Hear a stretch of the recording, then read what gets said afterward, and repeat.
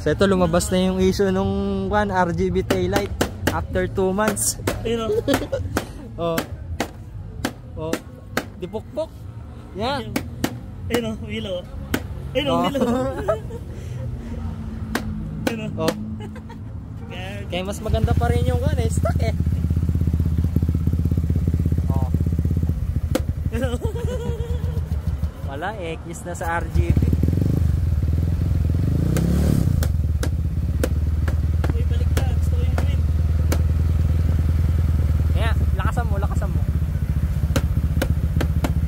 Wala, yun na talaga. Yan, issue ng RGB taillight. Yung napapalitan yung mode. Wala na yung mode. Gay, on mo ulit. Na-mode na lang yun nandyan. Ay, tinanggal mo na yung kanya, wire? Nandyan? Pero wala na sila rin mode yan. Oo, sira na. Wala, yan na talagang gumana, boy. Alam nyo na, ha? X na to.